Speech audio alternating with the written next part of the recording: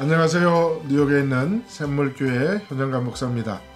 샘물교회에서 운영하는 오른날개 TV는 하나님의 마음으로 쓰여진 성경의 말씀을 얼마나 하나님의 마음의 뜻에 가깝게 우리가 해석할 거냐 하는 주제를 가지고 하나님의 뜻을 온전히 온 세상에 바르게 전할 수 있는 그런 방송을 하기 위해서 오늘 저희들이 오른날개 TV를 운영하고 있습니다.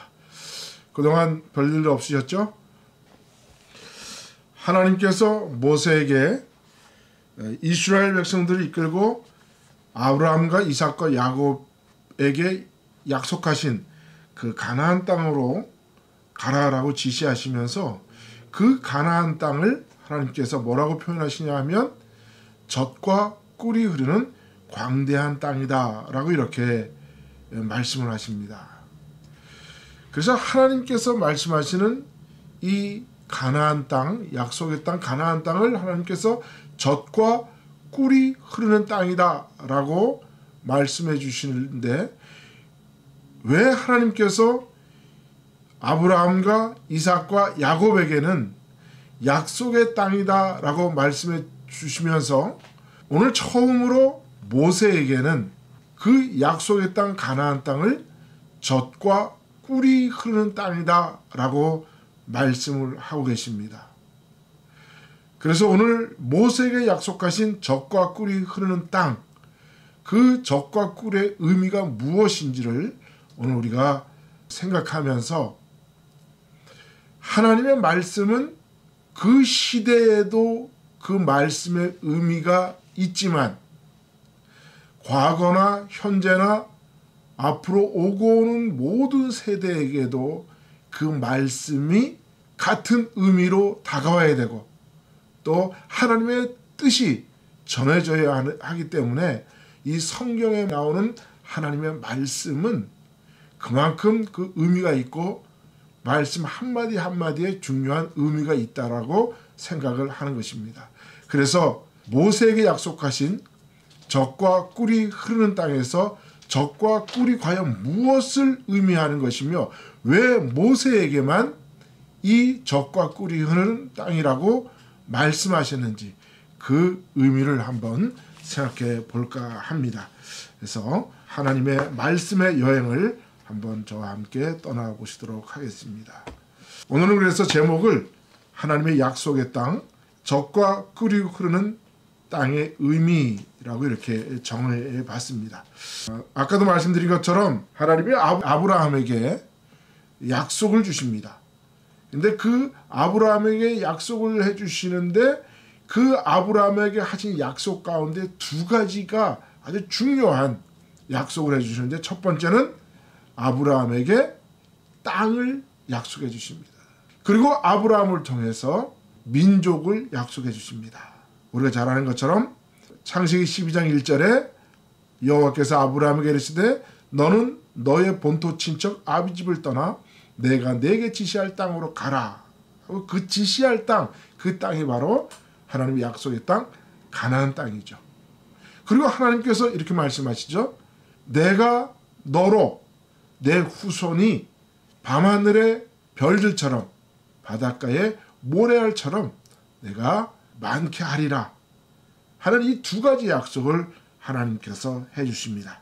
그래서 아브라함은 갈 바를 알지 못하지만 하나님의 약속을 따라서 갈대아 우르를 떠나서 하란에 이르고 하란을 지나서 가나안 땅에 이르게 되는 것이 바로 아브라함이 하나님의 약속의 말씀을 믿고 떠나는 모습입니다.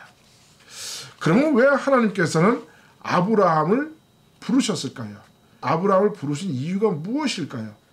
이것은 제가 지난번 동영상에도 말씀해 드린 적이 있는데, 하나님이 아브라함을 부르신 이유는 아브라함을 통해서 민족 공동체를 만들어내고 그 민족 공동체를 통해서 그들의 신앙 공동체를 만들어서 그들을 통해서 국가를 만들고 그 국가를 통해서 하나님의 신앙의 자유를 지키게 하기 위해서 국가를 만들어 주시기 위해서 아브라함을 부르셨다라고 라고 저는 이렇게 해석을 합니다.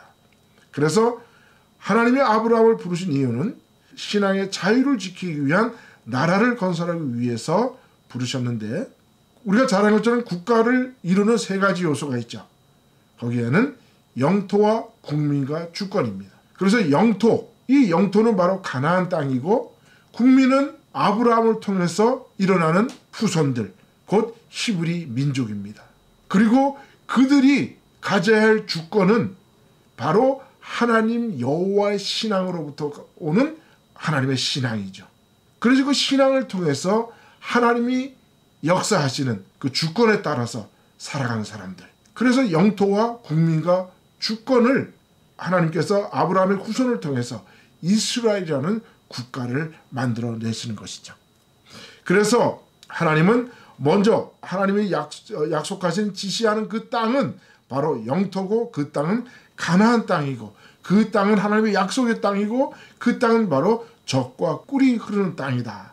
그래서 이 젖과 꿀이 무엇을 의미하는지를 우리가 오늘 살펴보려고 하는 것입니다. 그리고 아브라함을 통해서 이제 혈연 공동체를 만들어내죠. 그리고 그들이 결국은 국민이 되는데, 아브라함을 통해서 결국 히브리 민족 공동체를 만들어냅니다. 히브리 민족 공동체는 같은 히브리어를 쓰는 언어 공동체요. 또 아브라함의 이삭과 야곱을 통해서 오는 혈연 공동체입니다. 그래서 그 아브라함을 통해서 온 이스라엘 백성들을 민족으로 말하면 뭐라고 이야기합니까? 바로 히브리 민족이다. 그래서 히브리 민족이라는 히브리라는 뜻은 바로 유브라데스 강을 건넌 사람들이다 라는 의미로 우리가 히브리 사람이다 라고 이렇게 그 의미를 부여하는 것입니다. 그리고 국가를 이루기 위해서 영토와 국민이 만들어지고, 그 주권은 신앙 공동체, 여호와의 신앙의 자유를 지켜내는 그 주권을 위해서 하나님께서 아브라함을 부르셨다라고 제가 이렇게 말씀을 드렸습니다. 그래서 아브라함의 역할은 바로 이스라엘 신앙 공동체를 위한 마중물이다라고 저는 이렇게 생각을 합니다. 여러분, 우리 한국 사람이 쓰는 말 중에서 아주 이쁜 단어가 말이 있습니다. 그게 바로 마중물인데, 이 마중물은 무엇을 의미하냐 하면, 옛날에 우리가 수돗물이 나오기 전에는 집집마다 펌프가 있었죠. 그 펌프에 물이 사용하지 않으면 지하로 쭉 내려갑니다. 그런데 그 물을 다시 부어 올리기 위해서는 그 펌프 안에 물을 넣어야 되는데, 그 물을 넣지 않으면 물을 끌어올릴 수가 없습니다. 그래서 펌프를 사용하기 위해서는 아주 중요한 것이 바로 이 마중물입니다. 그래서 아브라함은 이스라엘이라는 국가를 만들어내기 위한 마중물의 역할이 바로 아브라함의 역할이다 라고 이렇게 말씀을 드릴 수가 있는 것입니다. 그래서 아브라함과 이삭과 야곱을 우리 족장시대라고 이야기를 하는데, 그 족장들에게 주어진 사명이 있습니다. 이 족장들은 다 이스라엘이라는 국가를 만들기 위해서 사용되는 사람들이죠. 그들에게 사명이 있습니다. 그래서 성경을 자세히 읽어보면 아브라함과 이삭과 야곱은 믿음의 조상이다 라고 우리가 이렇게 생각할지 모르지만, 물론 그 말이 틀린 말이 아닙니다. 그러나 우리가 하나님의 신앙의 자유를 지키기 위한 국가를 만들기 위해서 사용된 사명자들의 소명을 보면, 바로 아브라함을 통해서는 히브리 민족 공동체를 만들어내시고, 또 이삭을 통해서는 영토를 확보하게 하십니다. 영토를 어떻게 확보하느냐? 이삭은 평생에 가나안 땅에 우물을 6개를 팝니다. 중동 지방에서 우물은 곧 그 사람의 소유물을 의미하고, 그 우물을 팠다라는 얘기는 그 땅이 자기의 소유인 것을 의미하는 것입니다. 그래서 이삭이 가나안 땅에 우물을 6개를 팠다라는 얘기는 바로 이삭이 그 땅의 영토권을 확보했다라는 사실을 의미하는 것입니다. 그래서 이삭의 역할은 바로 영토를 확보하는 사명입니다. 그 야곱은 무엇이냐? 야곱은 바로 12아들을 통해서 혈연 공동체를 만들어내는데, 그 야곱을 통해서 야곱의 베델의 신앙을 통해서 그 혈연 공동체들이 가져야 할 신앙 공동체를 만들어내는 것이 바로 야곱의 역할인 것이죠. 그래서 우리가 잘 아는 것처럼 야곱의 12아들을 통해서 12지파가 만들어지고 이 12지파를 통해서 이스라엘은 국민을 만들어내는 것이죠.